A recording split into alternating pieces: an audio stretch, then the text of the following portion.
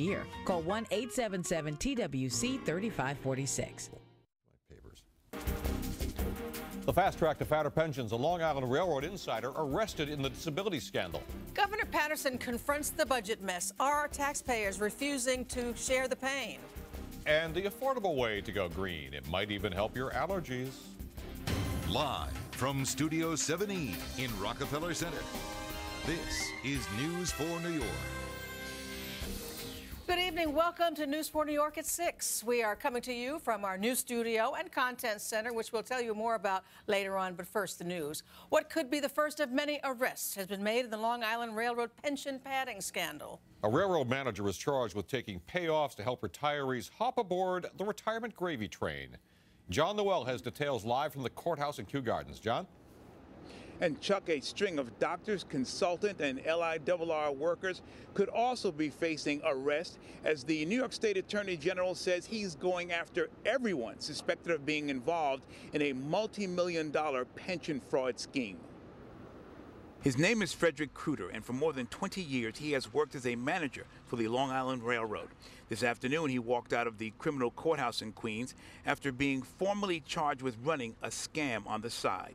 The New York State Attorney General accusing 49-year-old Cruder of helping retiring LIRR workers file fraudulent federal disability claims and taking cash for his assistance.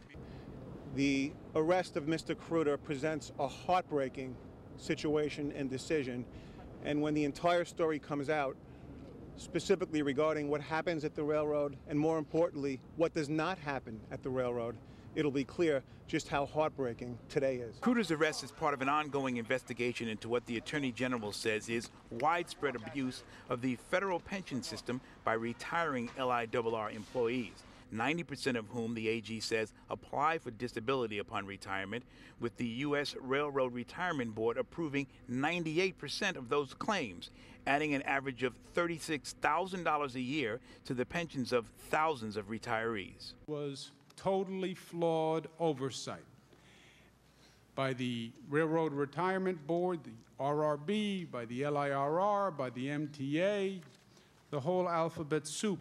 The complaint against Cruder says he helped retirees fill out the paperwork and also set them up with doctors who would provide the necessary medical documentation.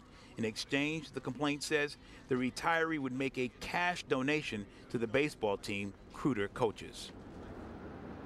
Today, the Long Island Railroad suspended Cruder without pay. If he's convicted, he faces up to 4 years in prison. Reporting live in Kew Gardens, John Noel, News 4 New York. All right, John, thank you. Money was apparently the motive that led to the parking lot murder of a Long Island attorney. Police have charged 2 men and a teenage girl with killing 44-year-old James DiMartino outside a restaurant in Comac last month. Investigators say